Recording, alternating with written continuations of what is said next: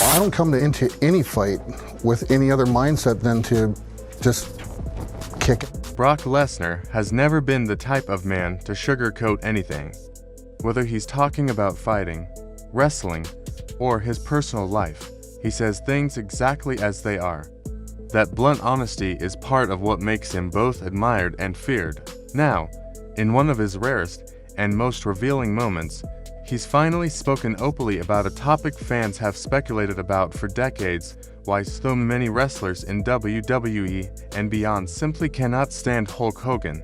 For years, wrestling fans noticed the tension. There were whispers in locker rooms, strange silences in interviews, and cold glares caught by cameras during live events. It wasn't just casual dislike, there was a sense of real anger, even hatred, directed at Hogan.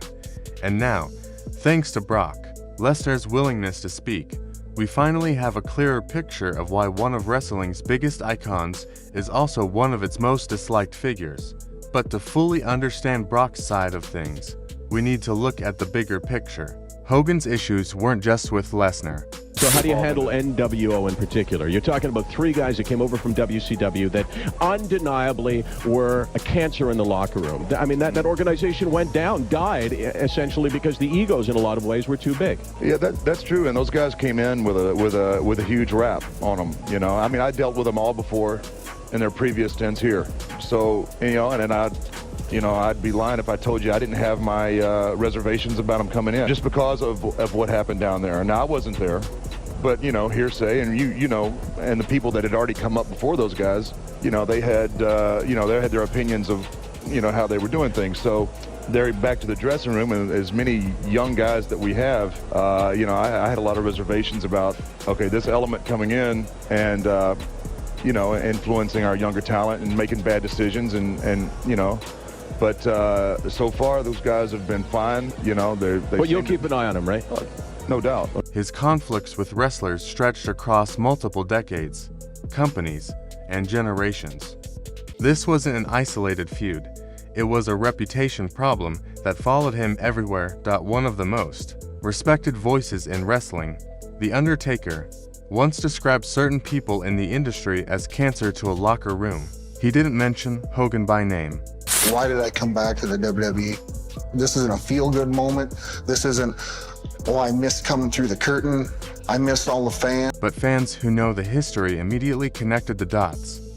The Undertaker was talking about wrestlers whose egos poison everything around them, creating chaos instead of teamwork. And when wrestlers talk about ego in wrestling, Hogan's name almost always comes up.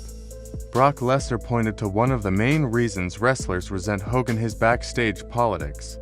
Over the years, Hogan allegedly used his influence to protect his spot at the very top. Instead of helping younger wrestlers grow, he focused on keeping himself untouchable. And it's kind of ironic because I can go out in an arena full of 20,000 people and be all right with it.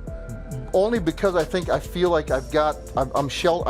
I feel like I'm in this dome and I'm protected, you know. But you get me out in public or anywhere around a bunch of people, and I don't do well. Are you antisocial, or is it I don't want to say a phobia? Is it just not a phobia? Even if that meant damaging the careers of others. One of the most infamous examples happened at WCW Starrcade 1997. The storyline was supposed to give Sting a huge, career-defining win. Fans had waited for this payoff for more than a year. But Hogan reportedly refused to lose cleanly.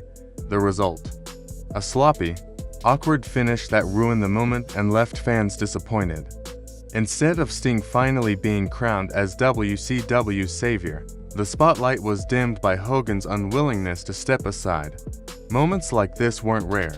Over and over, Hogan avoided putting over younger stars. Instead, he positioned himself as the centerpiece of every storyline, making sure others lifted him up without ever returning the favor. This behavior went against one of wrestling's unwritten rules that established stars are supposed to help create the next generation. By refusing to do so, Hogan damaged not only individual careers. No one's ever gone from, I mean, the way he did it too, and to to get in there and beat a guy like Randy, who's, you know, one of the best of all time. Like, Randy was a real pioneer, and Randy was still really at the top of his game back then. It wasn't that, he was just fucking a freak, just a real hurling 10, he's hurling almost 300 pounds, 10 feet. He can bench 225 pounds for 30 reps. 225 for 30 reps. But also the long-term future of the companies he worked for. Another notorious story involves The Undertaker himself. At Survivor Series 1991, The Undertaker defeated Hogan for the WWE Championship. But afterward, Hogan claimed The Undertaker's finishing move, the Tombstone Piledriver, had injured his neck. The Undertaker later reviewed the tape and publicly stated that Hogan was lying. In reality, Hogan wasn't hurt at all. The accusation ruined what should have been a huge moment for The Undertaker, making his victory seem dangerous instead of triumphant. For a man as respected as The Undertaker to openly call Hogan a liar spoke volumes. It wasn't just about one match, it was about Hogan's credibility and his willingness to twist the truth for personal gain.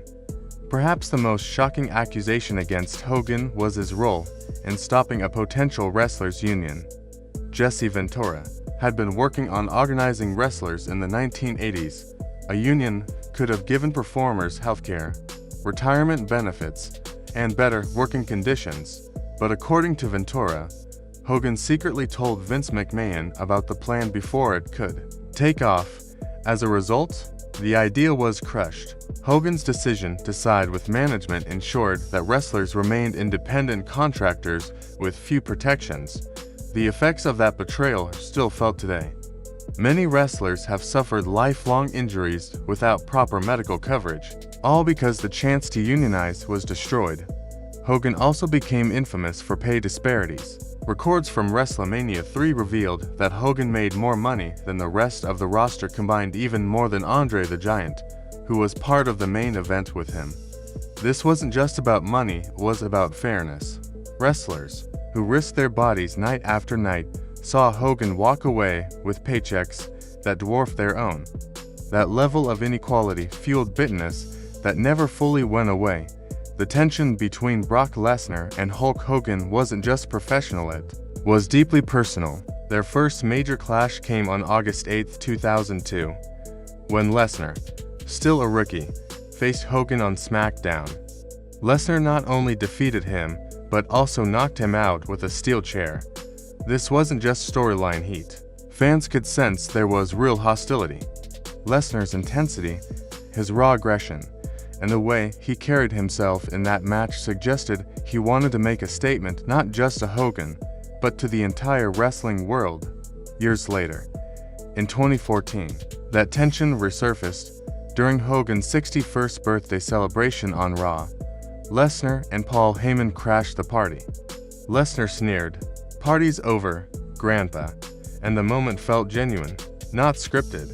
There was no storyline reason for Lesnar to do that. It was personal disrespect. While Hogan's in-ring politics earned him plenty of enemies, it was his personal scandals that destroyed his public image. In July 2015, a leaked sex tape revealed Hogan making racist remarks, including the use of racial slurs and offensive comments about his daughter dating a black man. He even stated, "I am a racist," to a point. The fallout was immediate.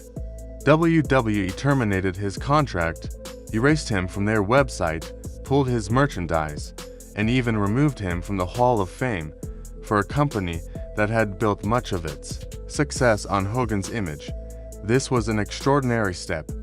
The scandal not only ruined Hogan's reputation, but also exposed the truth behind his carefully crafted image as a hero to children and families. Hogan has also been accused of repeatedly exaggerating or fabricating stories. Over the years, he claimed things like being scouted by Major League Baseball, almost joining famous rock bands like Metallica, lifting Andre the Giant's exaggerated weight, having a 10-inch measurement that he later admitted was just part of his character's bragging. During the Gawker trial, Hogan even admitted that he often blurred the line between Hulk Hogan the character and Terry Bollea the man. To many, This revealed a deeper pattern of dishonesty not just in his wrestling persona, but in his entire life. Hogan's refusal to adapt hurt the industry as a whole. By the 2000s, wrestling was evolving.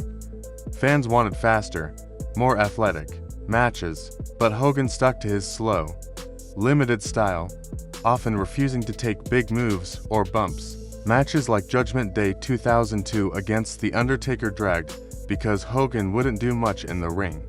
Younger stars grew frustrated, knowing they couldn't showcase their skills if they were stuck wrestling someone unwilling to evolve.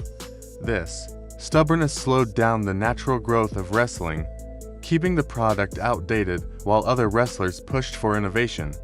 Hogan's legacy was further damaged by the steroid controversies of the 1990s.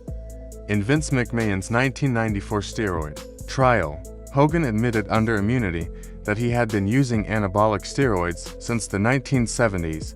This was a crushing revelation. For years, Hogan had promoted health, fitness, and a clean lifestyle to kids. Now, the truth was out. His image had been a lie. Hogan's personal life also revealed a destructive pattern. His marriages were filled with accusations of infidelity and abuse. His third marriage ended in 2021 amid claims of physical abuse and betrayal. These stories reinforce the picture painted by his professional life that Hogan consistently put himself first, even at the expense of those closest to him. So why does Brock Lesnar's perspective carry so much weight? Because unlike Hogan, Lesnar never relied on lies or backstage politics to succeed. Lesnar is one of the most accomplished athletes in history and a wrestling champion, a UFC heavyweight champion, and a WWE megastar. His NFL Combine numbers alone proved his freakish athletic ability. He didn't need to exaggerate anything. His achievements spoke for themselves. When Lesnar criticizes Hogan, it isn't out of jealousy or politics. It's out of genuine assessment. Lesnar represents raw honesty, while Hogan represents manipulation. That contrast explains why so many wrestlers side with Brock's view of things. As of 2025, Hogan's reputation is still damaged. Social media constantly revisits his scandals. Fans and wrestlers alike remind the world of his racist remarks and selfish actions. A planned Hogan biopic starring Chris Hemsworth was even cancelled, with many suspecting that the controversy surrounding Hogan was too big to overcome. His story serves as a cautionary tale. No matter how big you are, no matter how much fame you achieve, the truth eventually comes out. Hulk Hogan will always be remembered as one of the most recognizable names in wrestling.